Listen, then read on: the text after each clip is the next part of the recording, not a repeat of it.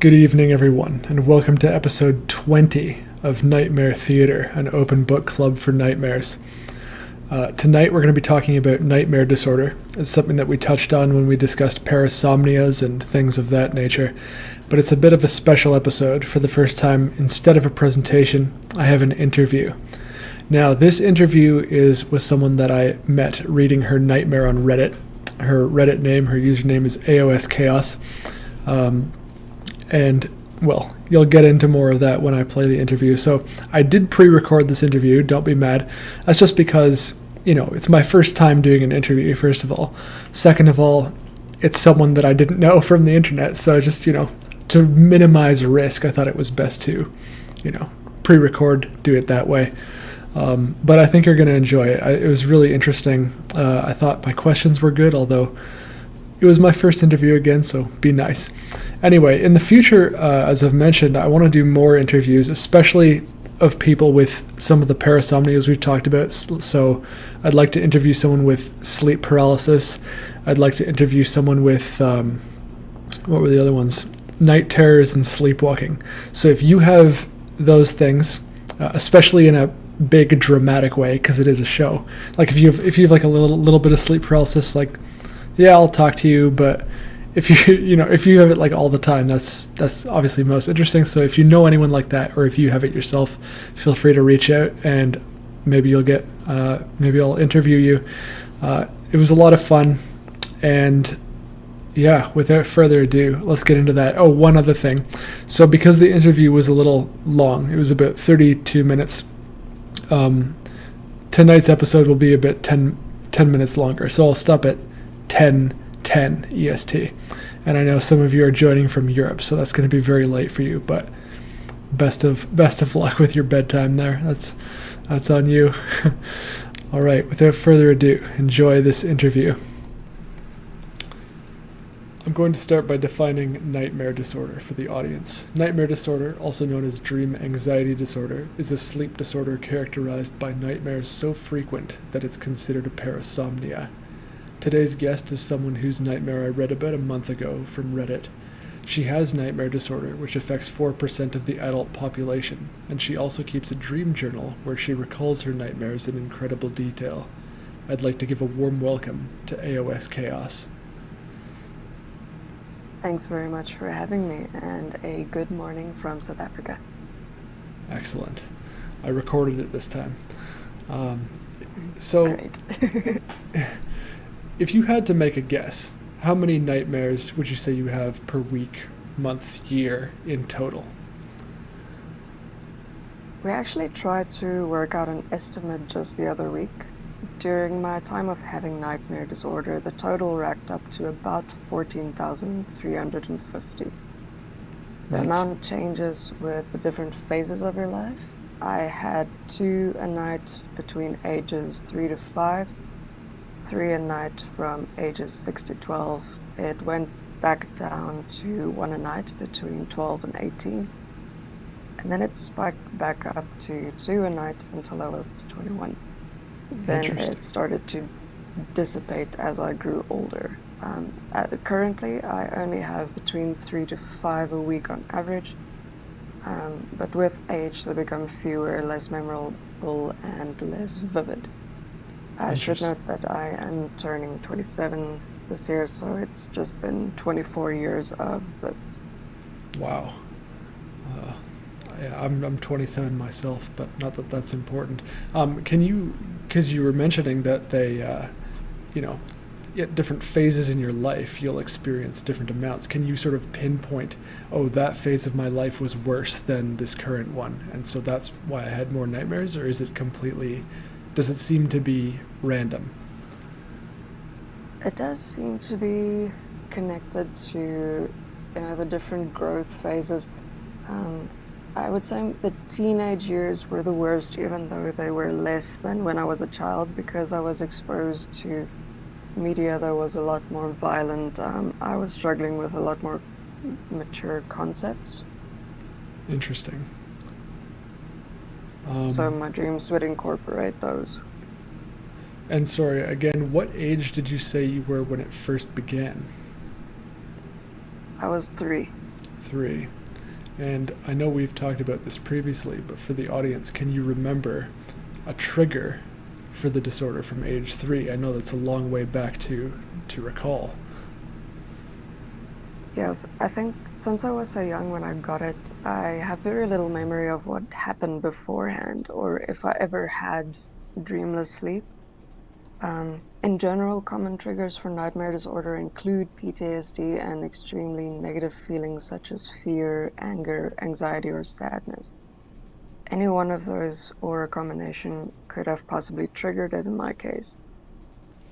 We thought we had the answer once. Years ago, my cousin claimed she did a scary satanic ritual with me when I was a baby, but has, however, since denied all memory of such a claim. So I take it with a grain of salt. Isn't that convenient? Wow, yeah, that's... Yes, it's very convenient. Yeah, maybe, yeah, I have to have a talk with her about that. I talk a lot about... Yeah, well... Sorry. No, it's fine. Oh.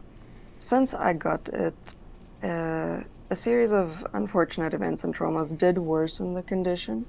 So it might have started out as something small, but gradually it snowballed with everything that happened in my waking life. True. I can see that happening. I talk a lot about different themes of nightmares on my show. Do you have any idea, sort of a rough estimate of what % of your nightmares break down into these categories? And an example of a category would be something like being chased, maybe being injured, that type of thing. Or are they all over the place? They do tend to be all over the place, but I did take a look at the list in the chat, and I did break them down into percentages for convenience. Thank Natural disasters, not a problem. Natural disasters, I would say about 5%. This isn't something that I struggle with often. Seeing the dead, a bit more, 10%. Missing important events and being naked, around about 2%. Injuries, more than half, so 55%. Partner leaving or cheating, only about 8%. Being trapped is a big one, 60%, I would say. Falling, 3%. Being chased or attacked, about 95% of my dreams have a threatening aspect to it. Drowning, 15%. Dark figures, about 5%. Spiders, not much, less than 1%. Dreams of war, about 22%. Silent screams, 18%. Paralysis, 2%. Death, 99%. I would say there's not many dreams I have that don't feature a death of some kind. Blood, wow. 80%. Being the aggressor, 30%. I only started being the aggressor later in life, I would say from about age 24. And wow. Then getting attacked, 40%, and imposter, 30%, and suicide, about 20%. Wow. So I kind of want to just, before we, move on to the next topic, I wanted to pick those apart a little bit. So some of the ones that are, sure. Most prominent are death, as you mentioned, injuries. Let's start with death, though. So you said suicide is 20%, but of course a suicide nightmare doesn't have to be you. But my question was going to be, for the death nightmares, can you pinpoint who it usually is? Or is that just random as well? Usually, especially when I was a young child to a tween, I would be the one who died. In my teenage years, it was more a loved one or a person I considered close to me that would die. Interesting. And I'm going to ask the same question for injuries then. So, is there an injury that you commonly have? Injuries are all over the place. They would encompass over a vast field, like getting burned, getting skinned, getting eaten, getting stabbed, getting shot, drowning, or falling, well, just falling in the dream as you run away, or, escape injuries. Interesting. Escape injuries. And then I guess that then ties into the being trapped. Can you describe, like, how are you usually trapped? Because there's a lot of ways you can be trapped in nightmares. Usually it would involve chains, so I would either be in an abandoned warehouse chained to the wall, or I've had some bizarre prisons in my dreams. I've been trapped inside a dome on top of a trampoline, which was weird. Wow. Is that probably... It's very creative, actually. Yeah. One of my favorite nightmares that I read from Reddit, it wasn't one of yours, but it was a guy who was trapped in, like, the past. He was transported back to his, like, grade school days, and he was trapped there, and I thought that was really interesting. But would you say probably your most unique one was the dome on top of the trampoline?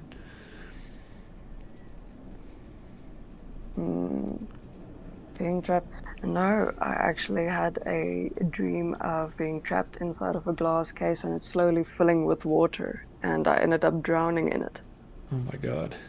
That's sort of like one of those magician shows, isn't it? Like an escape artist type thing. Definitely. And I had a panel of judges. I was actually going through a trial. Oh wow. Is that from something?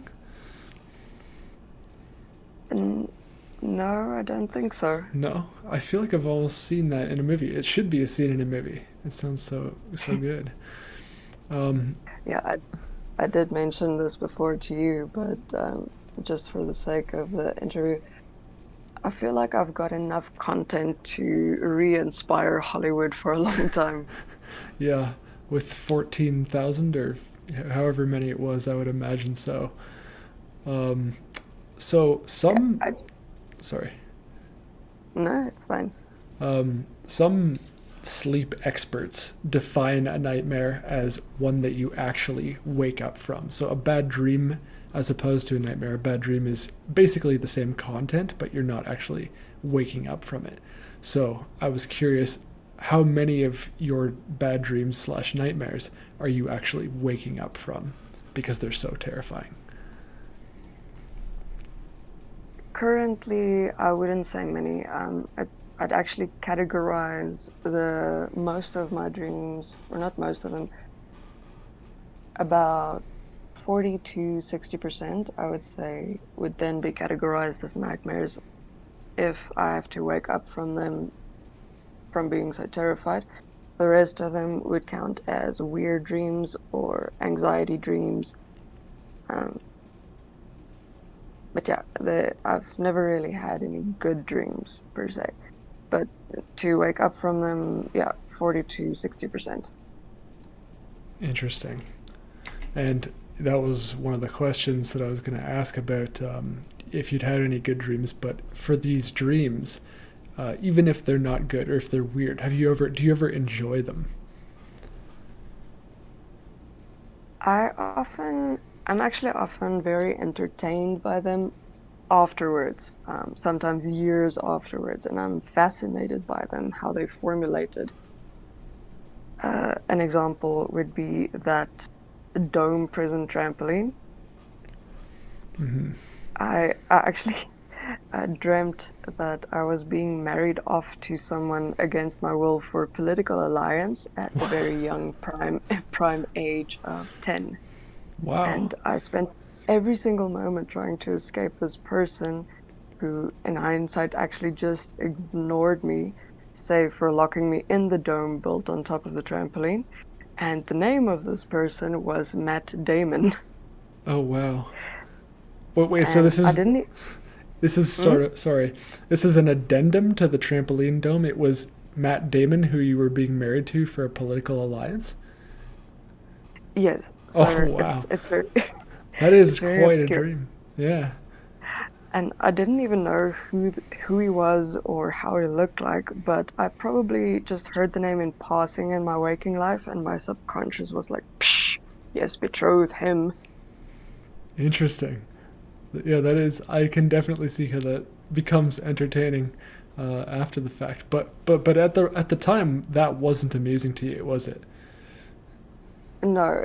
No child, I think, wants to be forced to marry against their will. Fair enough. Right, makes sense. Um, and right, and then you mentioned that different periods in your life you'll have different, amounts of nightmares, and the content might be slightly different. But do you find that as you've gotten older, you handle them better, or are they just as terrifying? They definitely impact me different than they did when I was growing up. Um, and like I said, I got more exposed to vicious and mature concepts as I was growing up, so they did worsen at some stage.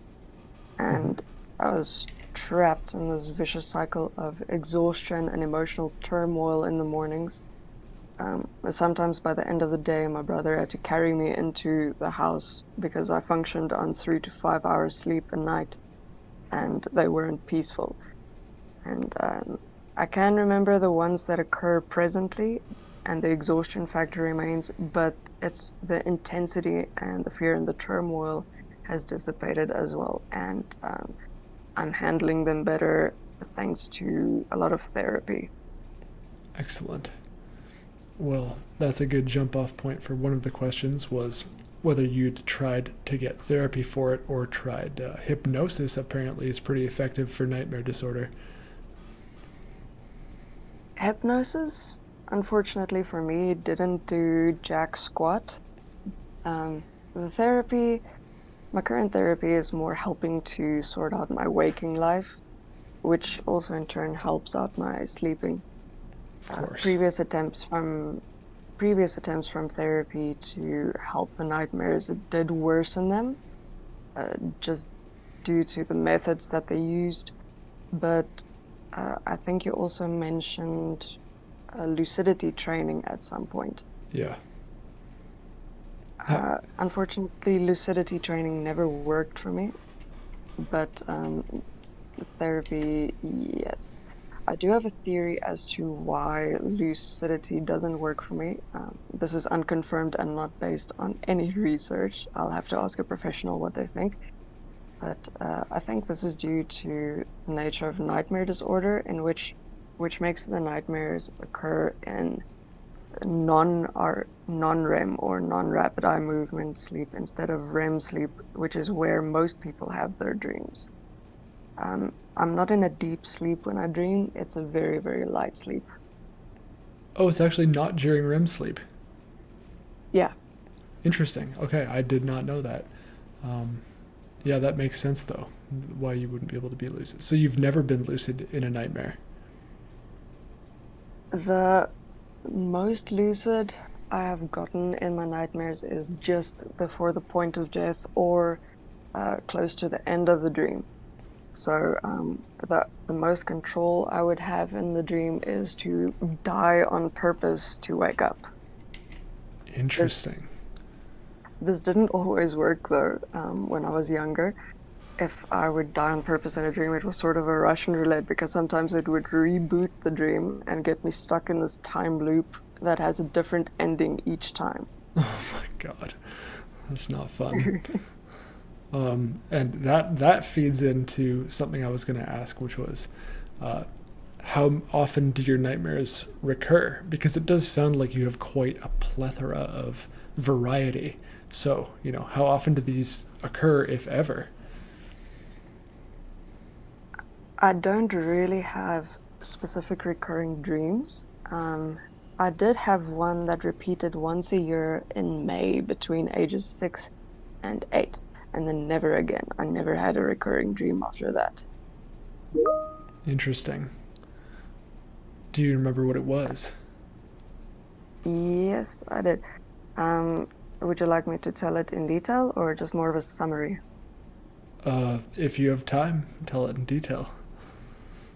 Sure thing. So it was a dark figure dream. I was able to fly around my school fields during break time. The wind was cold, but I liked the combination of sun and winter wind on my face. I would run for a few steps and dive into the air as if I was swimming, and I could just soar higher and higher depending on how much I was making the movements of swimming. I heard a scream and I immediately fell to the ground. I saw a shadow on the hockey field slowly step towards some kids. There was one that lay on the ground behind him, already dead. Based on the outline of the shadow, he had an old school detective getup on, like long trench coat with an upturned collar, some mud boots, and a fedora hat. The only detail I could really make out was his eyes. They were glowing red and they were kind of staticky. He pulled out a whip, which was a bull style with a long, thin strand. He slowly went around and started striking children with it. They dropped like flies on the spot, and even though they all ran away, he never seemed to be far behind despite his slow pace.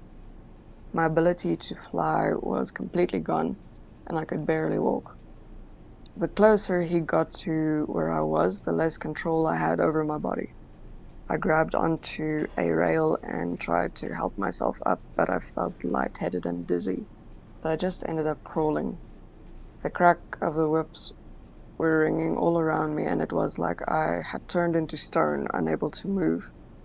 It felt like a heavy static weighing down on me and pinning me to the ground. I saw the two boots in front of me and a big whoosh, and after that I woke up. Wow. Can you think of, because you said this happened between ages 6 to 8, and as you mentioned, it's a dark figure, and it seems to be, one-shotting children, as it were. Can you think of something that was in your real-world environment at ages 6 to 8 that could have represented? It was, personally, I think it was just the anxiety of going to school, between grades 1 and 3, being surrounded by children that I don't really know. I was a shy kid, so I didn't really know how to reach out to them. And I think that anxiety, just being in that environment, sort of triggered it.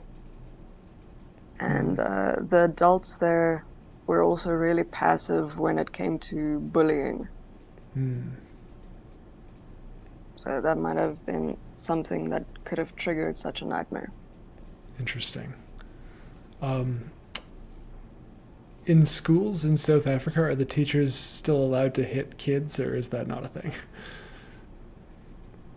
And no, not unless you go to a really isolated town with very few people. Interesting. Okay. Yeah, because they got rid of that here. I'm in Canada, by the way. They got rid of that here, I think 50 years ago or so. But I've heard stories of it.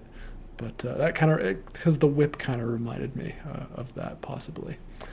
Anyway, so another thing I was going to ask is, what are, if you can recall, your top 3 scariest nightmares, or even just your scariest nightmare? Like what is the one that stands out where it's like, wow,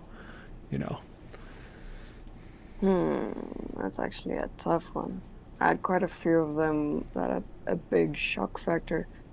But what I can perhaps do is tell you the ones that have affected me quite a lot when I woke up from them. Okay. I actually had an sort of Inception style nightmare where I went into a deeper layer of the dream and then came back to the first layer. That one was actually quite scary for me. So my brother and I had this nightmare when I was about 20 years old. So my brother and I were running through these cornfields in the middle of the night.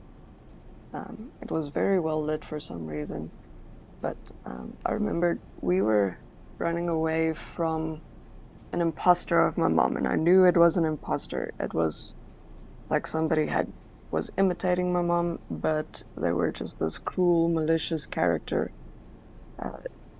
She wanted to catch us, and I think, yeah, she wanted to cannibalize us. So I had my little brother, and we were just running away. And what occurred in my mind was that the only place that was safe to hide was in this imposter's house. As she was out in the fields just chasing us, we were in the middle of nowhere. We had nowhere to go. So we went into the house. It was a little 2-story house, and it was very tiny and very cluttered. We ran upstairs, and I told my brother to rest because we had been running away for hours on end. So I told him to rest, and I will keep watch. After a few hours, he woke up, and he said, no, I should go to rest now. And when I did, I fell into a deeper layer of sleep where I had another nightmare. And Wow. in that nightmare, I was going down a very dark mine shaft, very, very dimly lit. There was a lantern on the floor. I went to go pick up the lantern, and as I did, I was inches away from this rotting corpse standing in front of me. And I remember it laughing, and it slapped me. And as it slapped me, I woke back up into the first layer of the dream, and the imposter was also standing a few inches away from my face, Oh my God. just, laughing at me. And I felt that my cheeks were burning, so I ran to the bathroom, which was just a few steps away, and took a look in the mirror, and like half of my face was starting to rot off of my skull, basically. And that's the point where I woke up. Wow. Um, when you woke up, like within the nightmare, was it like a proper false awakening? Like, did you think that you were waking up in real life type thing, or, I mean, Yes, I, oh I, my I firmly believed that I woke up and that I'm in danger. that is horrifying. Like you just that was the reality, like that you were waking up into. That's so horrifying. Um, wow, like Definitely. your nightmares I was so are. relieved. Sorry. Sorry, no, I was just gonna say, no, I was very, very relieved, obviously, when I did wake up, but I was also quite shaken because I never had a dream like that before. Yeah. Your nightmares are actually like really, really fascinating. Like it seems like every single one of them is like so detailed, and I don't know. I feel like I could listen to your nightmares like forever. But yeah, I had a question of does it ever your nightmare disorder does it ever affect your day-to-day life or inspire creativity in your work or any of your hobbies? Yes to both of those. I go weeks cycling insomnia with a constant barrage of nightmares, but eventually it will affect my waking life. I will become a walking zombie and I'm on autopilot. I shut down and then I need a day or two to just recuperate, doing nothing, depriving myself of both things like gaming, movies, anything I would enjoy, and also just working on end. So I would need to kind of just shut down for 2 days. Mm. On the other hand, the more creative I am in waking life, the more creative and vivid my nightmares get. And the more nightmares I get, the less I sleep, and the less I sleep, the more productive I am. So it's this spiral of creation and destruction that just loops and loops. Wow. Wow. I'm like at a loss for words. Yeah, so you had mentioned to me previously that you also draw some of your nightmares, and I was wondering if I could see some of those drawings. Oh, definitely. I'm currently not at home, so I would have to fetch them and send them through to you obviously, but as you're editing, would that be okay? Yeah. But Okay. what motivates you to draw a certain nightmare? This one to me it's both a sentimental and rational reason. The rational reason would be that it's an outlet to just get it out of my system. It's like if I draw them, then they're done. They don't affect me anymore. I see. But the sentimental reason is that I've always felt like I've lived thousands of lives throughout my dreams, as if I'm this character experiencing alternate realities. It's a bit silly as the lives are horrible, short, and worth much less than my waking life, but drawing them gives them a tangible proof of existence. And to me, that means that they were a story worth telling. Wow. And could you think of one that you're going to send me and maybe describe what it is and what dream it's from? Or would Sure. you have to look through them? No, I can think of a few from the top of my head. One would be where I was kidnapped, forced to see the rape of thousands of girls, and forced to not show any emotion, or they would be murdered as well. And I eventually escaped from that situation by cannibalizing one of the guards. I also had an interesting one when I was turning into a teenager, where it was actually more of an occultic, satanic theme of a dream where I was in an offering room and I had to fight this woman with a horse head with a with a scythe. Wow. And I will, what in the drawings, like what parts are you actually showing of the dream? I like to show a bit of the calm before the storm, sort of the run up to the story, because then I can recall most of the story. So the drawing would maybe be, for example, of the first one, it would be you with your eyes peeled open rather than you cannibalizing the guard. Yes, Okay. it would rather be just me being chained to the wall, because in that dream I was, Right. and not really knowing what's going on, but I would draw the surroundings, the warehouse itself, the how many guards there were, and maybe the first woman on the ground who hasn't gone through anything as traumatic as rape yet. Hmm. Well, those are all the questions that I had. I'm looking forward to seeing those drawings. And thanks again for coming on and talking to me. I feel like the worst part of this interview was me, honestly. Like I could listen to you ramble on forever. And I don't have much of an audience yet, but if you have something to give a shout out to or a little plug, feel free to do that.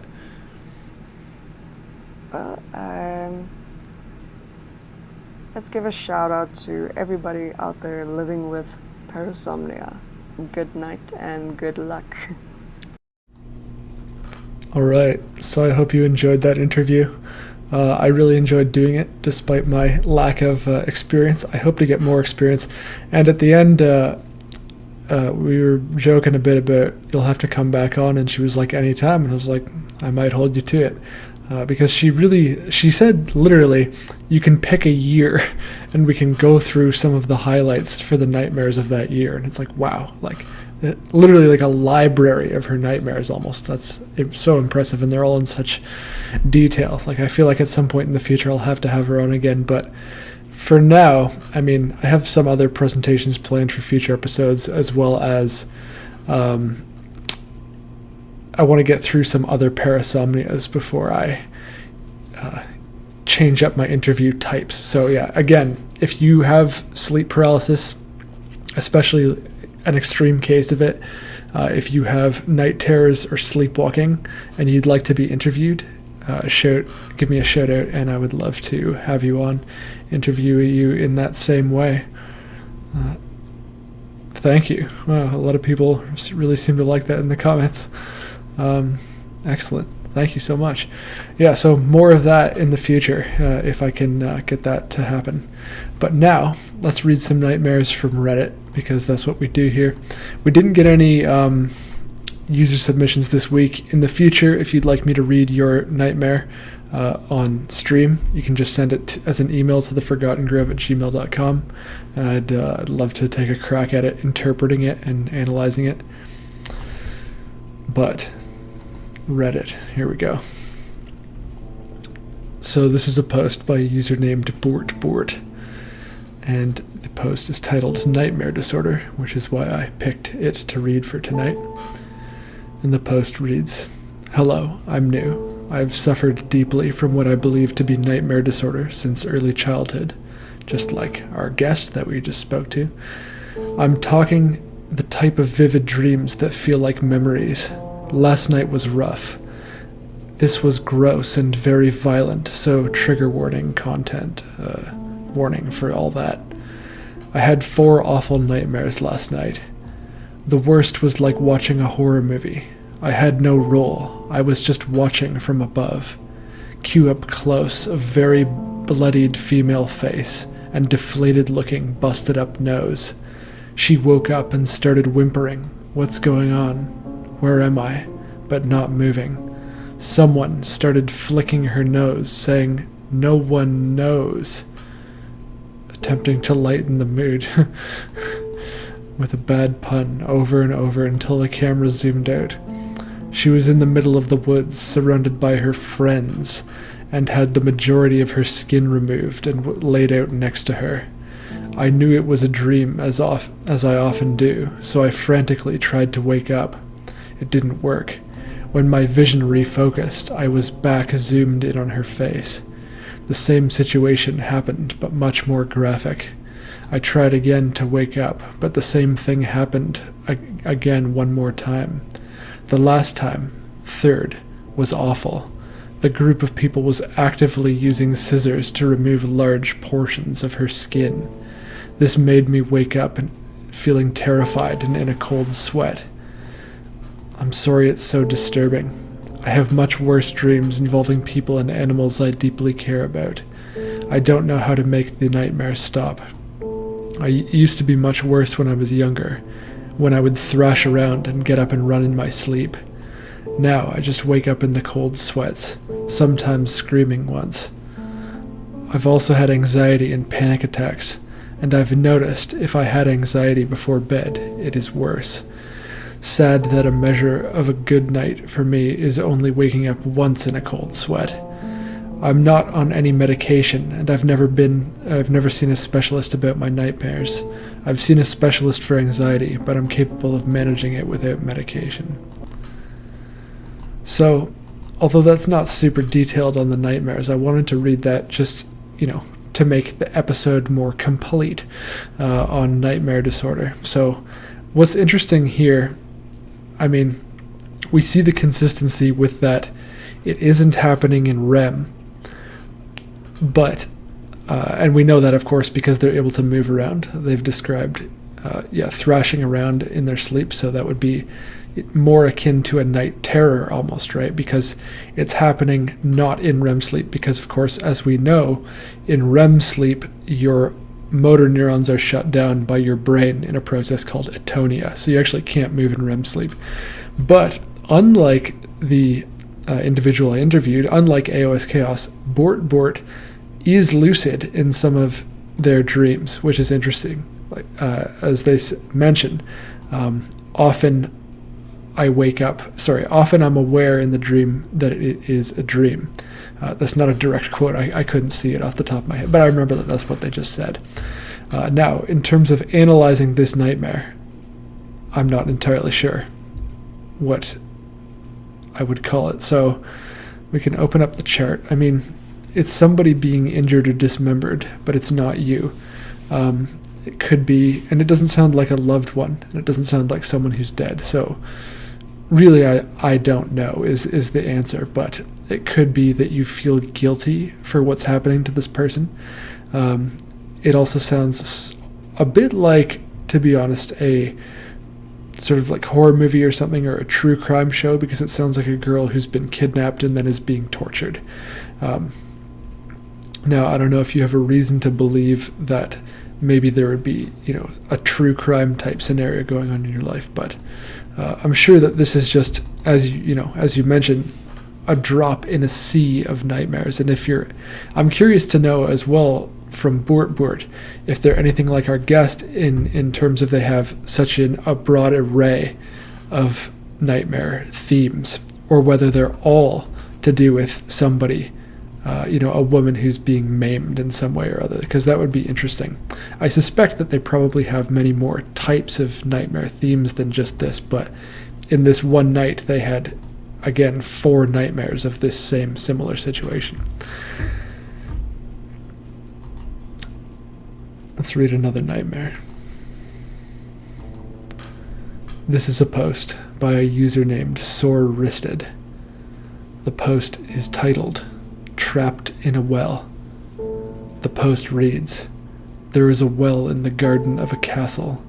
It is very wide, almost 10 meters across. It is completely inaccessible 1 meter below the surface because it is filled in with the statues that used to line the parapets of the castle. Someone has fallen in, and they can't find them, so I'm brought in, because I also fell in once when I was a child, and was only found after a couple days when I suddenly drifted to the surface unharmed. There's a circus around the well of tents, fire trucks, rescue workers, and floodlights. I am not welcomed warmly. The drivers are trying to find a way down, and they're not happy with me, because they remember when they were called when I fell in, and they called it a hoax, because they never found a way back. They never found a way down back then. They figured I did it all for attention somehow. One of the drivers is my father. He used to be a driver, but he is just quiet and he can't look at me. I'm given a camera probe attached to a hose, but I refuse the breathing mask that they try to give me. I'm lowered down into the water and dive down, immediately finding a way down through the statues. Once I'm there, there's an eerie green light filtering down from between the statues I passed through, and there's no sound. I know the water is cold, but I'm not cold. I also realize I'm underwater, but I have no trouble holding my breath, almost like I don't have to breathe. There are 3 ways to go from here. 2 side passages that curve way upward, but I know I don't want to go there. The other way is further down. Further down, I come across a side passage. It leads to the lady, but I don't have to go there yet. On the opposite side of the passage, on the underwater wall, there is a small rectangular passage. It is barely enough to push through on my stomach, and it goes on for several meters. I know he's there, because that's where I was. I go through the passage to find myself in a room with a curved brick roof, like old cellars, that is entirely covered with some form of black lichen. The room slopes gently downward and goes on into darkness. I know it goes down for a long while, but I've never been down it. Only here there is an air pocket against the roof. This is where I find him. A teenager that looks like he could have been me. The last time I fell in, he's staring into the dark, and I know what he's looking at, but I couldn't for the life of me describe it to you now. He's wet, but he isn't shivering or cold. He's just floating there, motionless, save for the occasional small movement in order to stay afloat. I stay with him for a while, trying to decide what to do, and the light from the probe and my presence gradually breaks him out of the deep trance he's in. He can't say anything, but we don't need to speak. We can see each other's faces, and we're both familiar with the well. I eventually get him back into the passage. I decide against letting him through the passage ahead of me. Instead, I decide to go through the first, while I pulled him behind me with a hose. I am afraid he might block the passage, should he change his mind, and I know what's coming behind us. Once we are clear of the passage, we can both swim down the passage towards the lady. We arrive at the bottom of another circular well, like the first one we came through, but this one isn't blocked and light comes through the water surface above. Instead, there's a single statue in the center of the bottom of the well. It's a white marble statue of a lady, with her face and hands upwards towards the surface above, while everything else in the well is covered in lichen and moss. The statue almost isn't. I know the well above surfaces in the old kitchens of the castle, yet no well exists in the castle on the other surface. I know this, but I don't know how. We both float there for a while, just before the entrance to the circular room. Only after a while do I realize that we are still underwater and we need to surface for air. But I also know that no one drowns in this well. Not really. They just never resurface.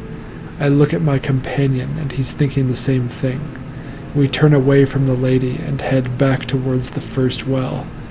When we come to the blockage, we have some trouble finding our way back, but we can follow the hose to find our way back. He goes ahead of me and I follow. When I almost reach the surface, I notice that the hose is stuck. One of the hands of the statues is closed around the hose.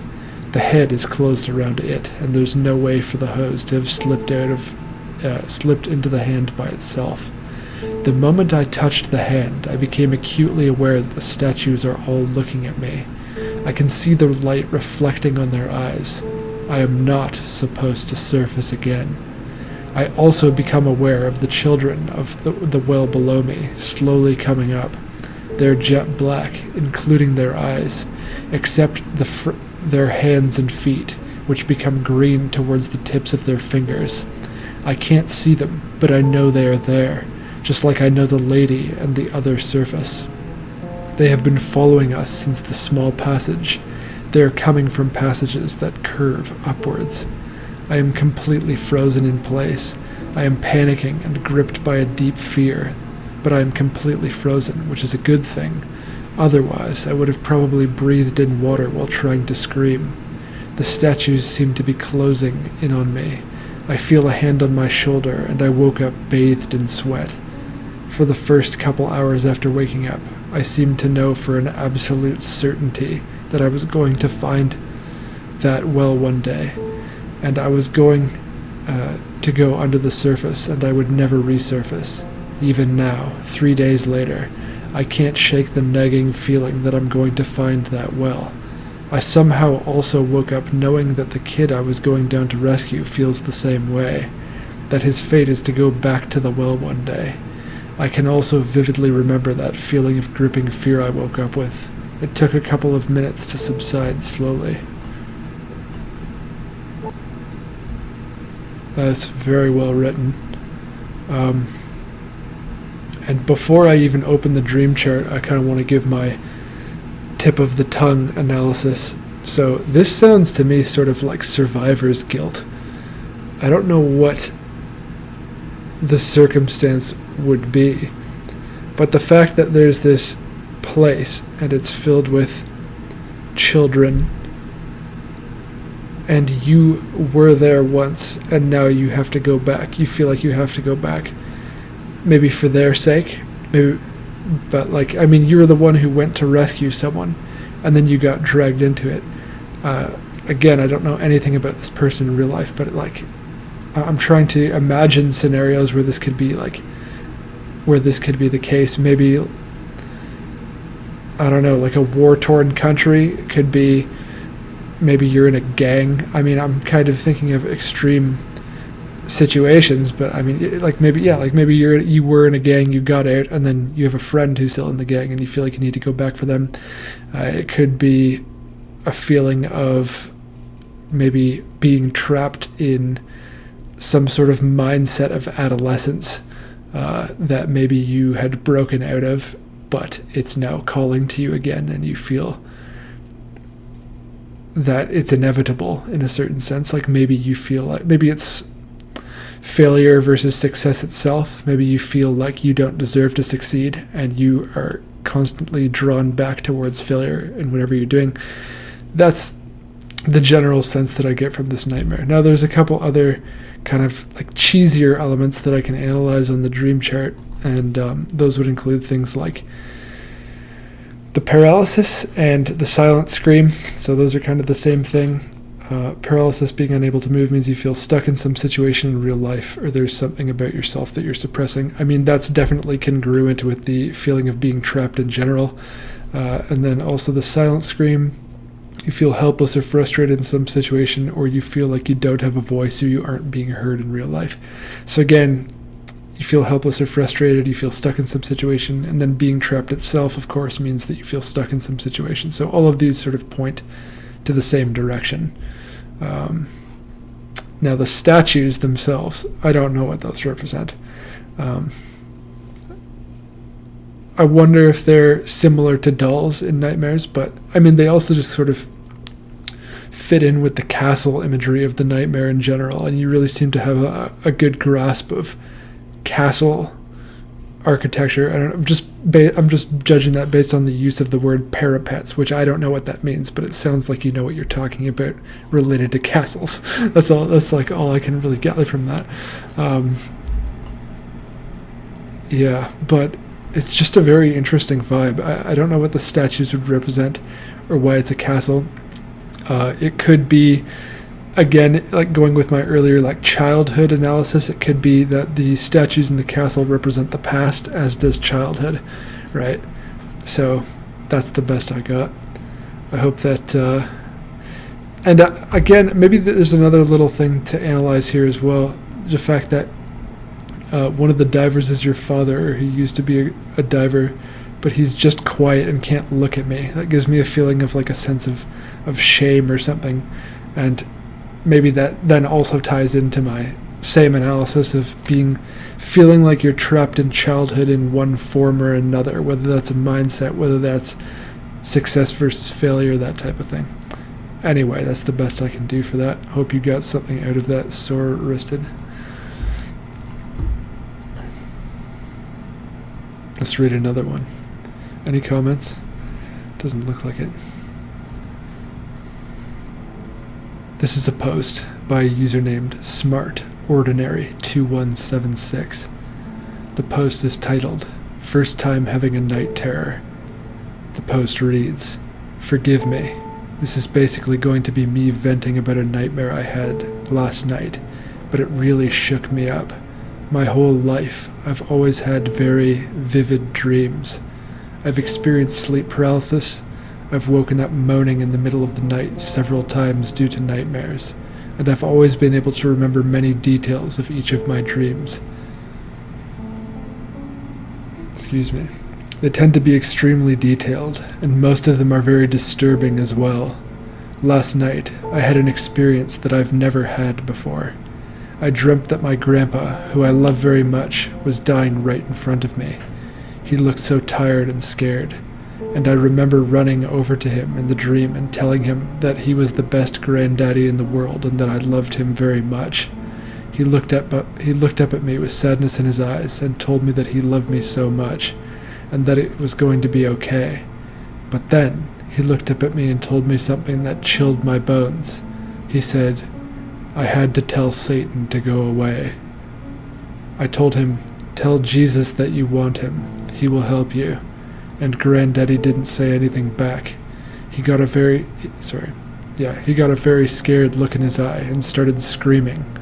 I knew that Satan had found him and he was trying to take him away from me. I kept telling Granddaddy, 'Call out for Jesus,' but he couldn't. He kept screaming and writhing, and there was nothing I could do, and he died. At this point in my nightmare, I believe I started moaning, like I've done several times before. But then I saw my mom. She didn't know that her dad had died. I looked at her and got a terrible feeling at knowing that she didn't know what I had just experienced, and let out a blood-curdling scream. At this point, I wake myself up. My mom is running into my room in real life and says, 'Do you need some water?' and sounded very disturbed. I tell her yes and thank you, and drink some water and go back to sleep. When I wake up again this morning, the first thing my mom tells me is that was the scariest noise she's ever heard me make. I told her that I had had the worst dream of my entire life. She looked me dead in the eyes and asked who died. She knew. I don't want to have a dream like that again. It was terrible.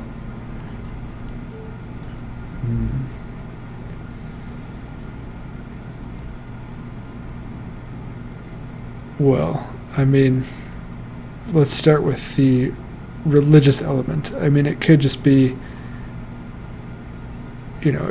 being a religious person, evidently. If you have a concern for the well-being of a loved one in the afterlife, I mean, that could just as easily translate to the real world, for example. So it could just be general concern for that person.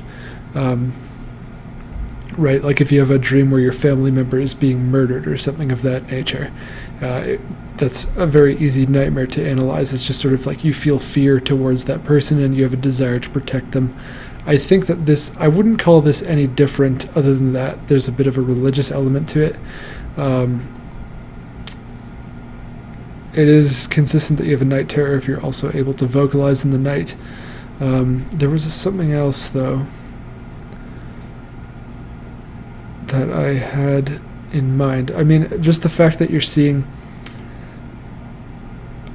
So I could analyze it as a seeing the dead nightmare, even though you're not seeing him actually already dead. You're seeing him dying, the process of that happening, right? So I think that we could call it a seeing the dead nightmare there, in that there's a sense that you're seeing a person who's alive in real life, or at least based on the way this was written, I assume your grandfather's still alive in real life. But this dead person, you feel guilty about some aspect of your relationship with that person, basically. That's what I'm trying to get at. I've been kind of taking the winding road on the way to that point. But so the idea is that maybe you need to repair your relationship with your grandfather in some sense. Maybe you just haven't seen him in a while and you feel guilty about that. It doesn't have to be like some big cataclysmic relationship folly that you're perceiving. It could just be, that you feel like you haven't seen him in a while, maybe with COVID or whatever. I don't know if he's in long-term care or anything like that, but that could, contribute to it. Or there are...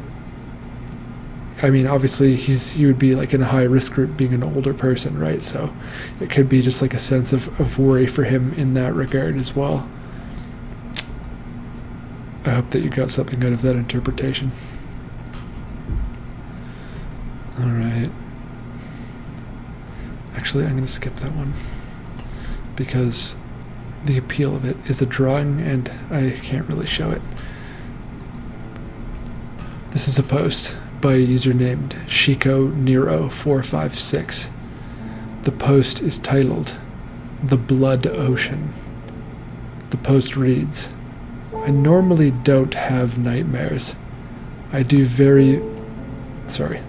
have very vivid, intense dreams. However, last night was different. I was trying to escape an island Victorian park. I'm not sure if it was set during the Victorian era or not. The park was very run down, but had once seen great days. I was trying to escape with a non-descriptive female. I don't remember her face or anything about her, other than her saying, "You have to be considered worthy to cross." I was trying to get to the city across the body of what looked like water at first from the island. Looking down to the water, I could see thousands of corpses, arranged and shaped like a Picasso painting. Varying ages and species. Somehow, I knew I would have to walk upon the corpses to get to the other side. I could feel the cold, squishy flesh as I started to cross. About halfway to the other side, the water turned into blood, and I began to sink. At this point, I could feel the heads of the corpses under my feet. And at this point, I woke up. That was the worst thing I have dreamed about in a while. As stated above, I just typically have dreams that are intense and vivid. Those are pretty easy to dissect, contributing things that come up during the day.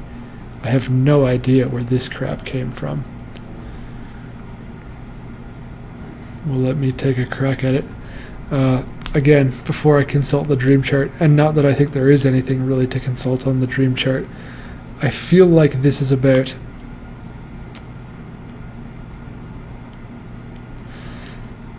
you're escaping from something, and it seems that you feel guilty about escaping from that thing, or like that you have to put others down in order to do so. Again, not sure. I'm not sure what the Victorian Park might represent. Trying to escape with a non-descriptive female, and you have to be considered worthy to cross. So, I would say that the female in Jungian interpretation could represent your anima, which means the part of your subconscious that is a guide. So that's the part. So if you're a male, your anima is a female. If you're a female, your anima is a male.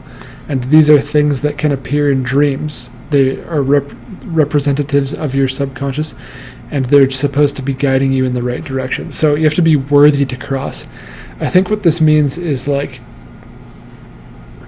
there's a feeling of guilt or something for whatever reason, and you need to prove to the people that you're treading across that you deserve to be stepping over their heads, something like that. Maybe it could be like a competitive job that you're,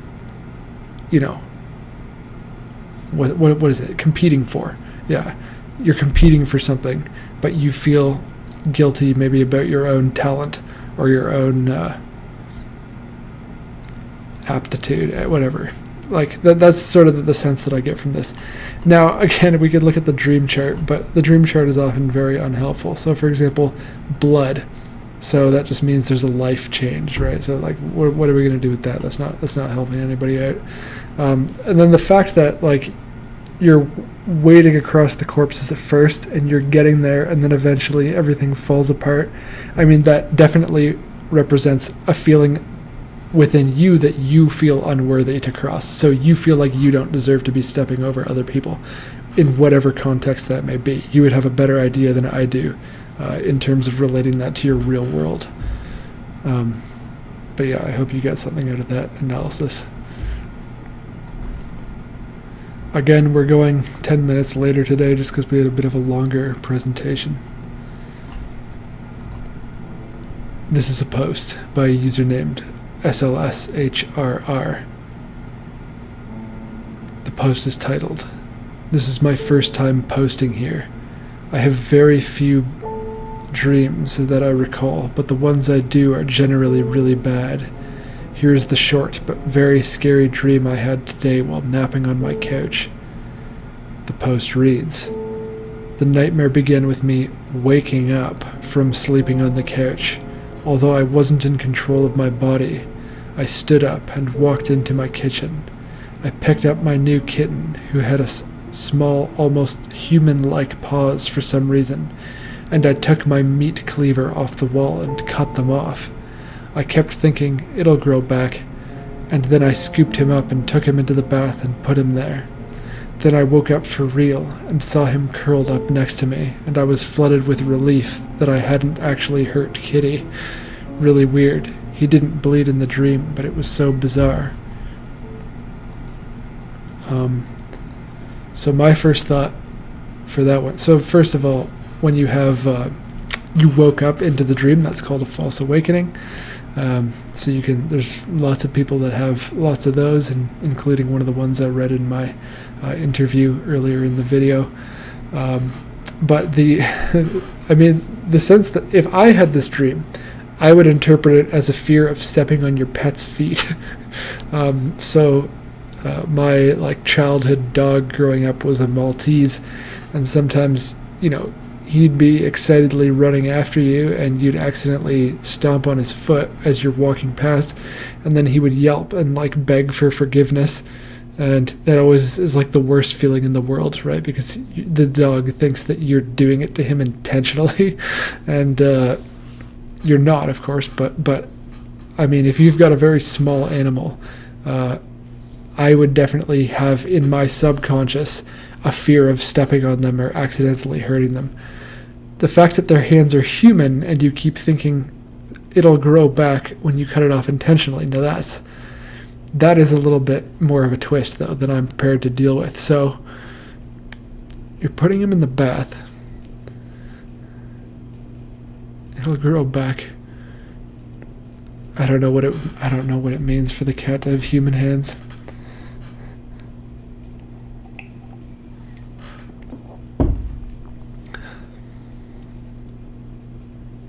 And that you're cutting them off. I don't know, maybe you adopted him and you're cutting him off from his birth family? Something like that. I don't know. That part I don't get, but you can hopefully do something with my initial analysis there. Okay. I think we've got time for one more. There's a few here. There are a lot of short ones that were ranked pretty highly on the Nightmares subreddit this week. I'm going to go with this one, though. It's got a weird vibe to it. This is a post by a user named KTPB. The post is titled Horror Horse.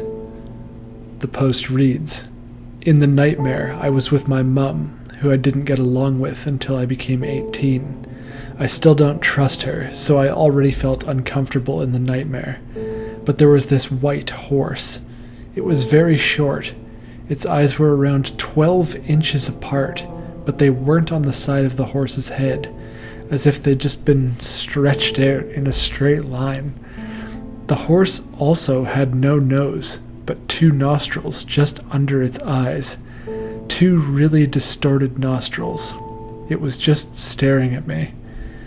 We were on this decrepit house, while the house was in what looked like a forest, but 99% of the forest was pitch black.